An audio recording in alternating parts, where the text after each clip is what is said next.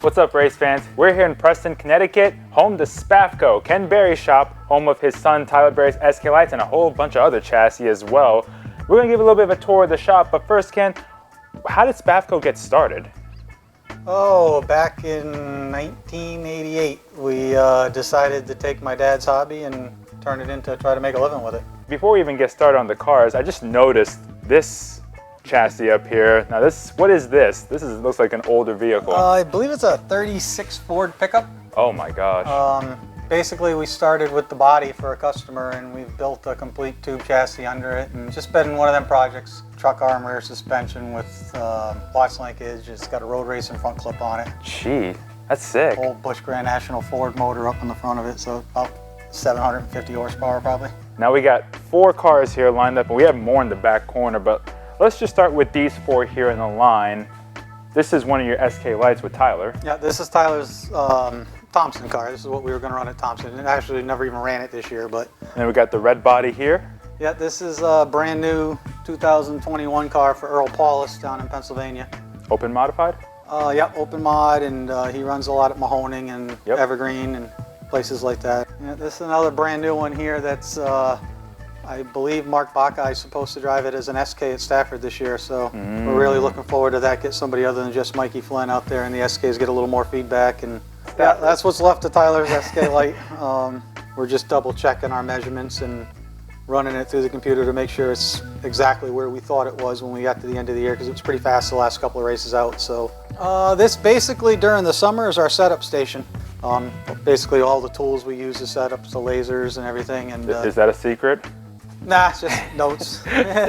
Nothing fancy. That's a spring rater. Basically, we can check the springs, make sure the rate's what they're supposed to be and what they say they're going to be. The coilover commander, that's a pretty neat tool that we've used now. It gives you the load number that's on the spring. Is that a random piece of sheet metal up there?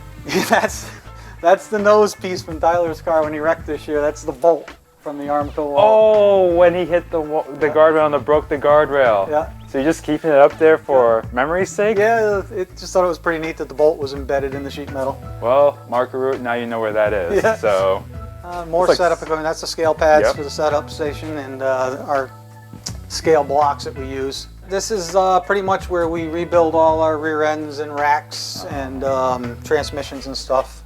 This is pretty much the sheet metal shop, so to say. This is a sheet metal brake for bending all the doors and quarters and stuff. A sheet metal, we use a stomp shear. Nowadays, a lot of the sheet metal's laser cut. Looks like some bumpers, Nerf bars. Yeah, it's just a batch of Nerf bars that we did this week. Haven't got them put away yet. Getting ready to put them upstairs in the rack. Are these new or older ones? These are all brand new. And we have this car right here. Whose car is this? That's TJ Blow. He's from up in New Hampshire. Yep. That's a car that was wrecked pretty bad at one point, and we did the clip work on it, put a new body, updated all the newest stuff. We've seen this car a couple times this year. It's an open modified. Yep, that's an open mod from Mike Davini from Extreme Auto Body. He's we're doing a little bit of work to it. This is a rear end, I'm assuming, right here. Yeah, that's a fixture we use for welding the brackets on the rears and then straightening some tubes. Okay. That's a rear that got bent pretty good, and we checked it, found out how bent it was. Now we got to pull it apart and put some tubes in it and stuff. This is a Thompson SK, getting a new front clip on it, and we're updating some shock mounts and some rear suspension points to make it the same as a new 2020 car. Got a lathe, a Bridgeport, couple of different welders, new bender. Spare that's all steel pieces getting ready to be turned into clips and stuff. Like I said, there again, you try to cut them off more than one at a time just to make it efficient. That was a MRS car, I believe it was. That got wrecked at Monadnock. That's a jig table we do. That one can do Troyer cars, it can do CD cars. Oh, so it can do different types of chassis, not just SPAFCO. Yeah, we work on all types of cars.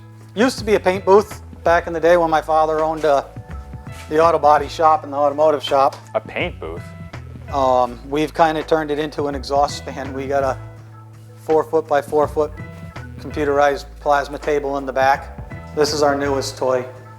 This is all CNC plasma tubing notcher, and it marks for the bends, and the new cars now are all into a CAD program and in like SolidWorks, and the whole roll cage is in there, and this thing just spits them right out, and all we got to do is bend them and put them together. Yeah, this is just more fabrication tools, grinding table and jig fixture. We almost forgot one part of the shop, and that's over here near the entrance where it looks like it's another type of shop.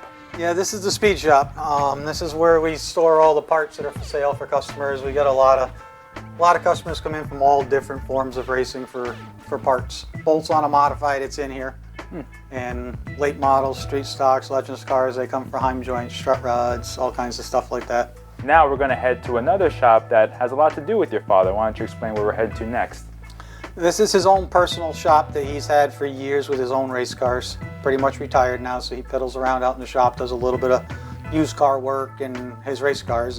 And like I said, upstairs he's got a lot of years of racing history with trophies and different memorabilia that he's collected. Well, let's go check it out. And here we are in Artberry's garage, and first of all, I can't help but look at this modified right here because this modified's got some history on it, does it? Yeah, that's the Wheel & Tour, back then the Featherlight Tour Championship car that Mike Stefanik drove. Like I said, he's in the process of restoring it now, going to put it back to the way it was when he drove it that day. Talk about the history of this car that you're currently running, the 21. This car, I believe, started life with Justin Bosignor on the MRS Championship deal. Oh, okay. John McKennedy won a championship in it. Well, you mentioned that there's a trophy room, so... That's upstairs. We can take you up there, and like I said, there's lots of years of history up there. Well, lead the way, boss. Okay. Whoa. Wow. Like I said, there's some pretty wild history in here. Holy cow. This is like its own little museum. Yep. I don't even know where to start. I actually do not know where to start. Goes all the way back to the coupe days. What are some of the oldest trophies here? To be honest with you, some of the real old ones are still in his attic. He was just starting to dig some of that stuff out, but like probably pre-tour era is still out in his house. Really? Yeah. Yeah, like this is 1977, 1978. Best appearing modified Cardinal 500 Classic, 77. That was back when the Martinsville races were 500 laps. Funny, some of the stories they tell of like Bobby Santos, I believe it was on some of the coupes. Yeah. When When they ran those days, he says they literally would have to peel their fingers off the steering wheels. There was no power steering back then. Oh gosh, I can't imagine. I mean, you got this big Budweiser trophy. I'm trying to read what it says. That's the Oswego Bud Classic up there. That was a big race to win back in the day. That was a big paying race back when he won that. That is for what it was. That's a gigantic trophy. Old newspaper clippings, posters. That came from George Summers' family. Yeah. One day, that's all pictures from back in the day when he drove for him. And oh, what, the last race George Summers ever ran, didn't he win at Thompson? the last two. The last two. It was pretty neat. This last summer, Tyler was running the car up at Thompson at the open shows, and George's wife, Maggie, actually sponsored some tires to him. That's really as a tribute cool. to George, and we had the back panel. It was downstairs. You probably saw it down there. That's In fact, really cool. that's it right there. That's the last race. Oh, is that you're it? talking about. That's Victory Lane from the last race. How long has Artberry been building race cars for? Since he was a little kid. Really? The reason he's never driven is, or at least the story I've been told, is he was too young to drive when he built his first car, so he had to hire somebody to drive it, and after that it took winning races to be able to afford to go, so he never took the chance to learn. He just kept hiring good drivers to drive the cars. No way. Yeah. Model cars, die cast, like... Most of that stuff's all stuff people have sent him over the years that they built and tribute to him, and they send it to him in the mail. And that's my sister Denise's clipboard. She passed away. She used to do all the spotting and scoring. Oh, so these are times? Yep.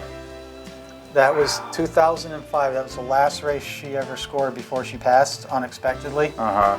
The timer on that just recently stopped running. Really? This summer. That was still counting lap times till this summer.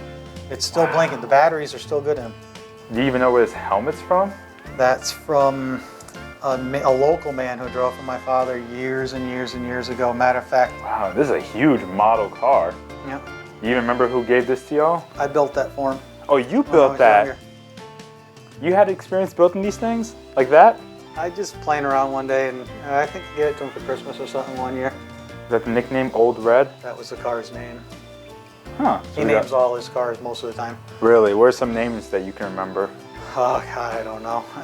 He had back in the coupe days, it used to be the stump jumper for whatever reason. The stump jumper? Yeah. Jackets? Like, Yeah, that's He's got jackets and pit crew uniforms from back in the days. All the different uniforms that they had. Wow, this just goes back decades. Yeah. Yep.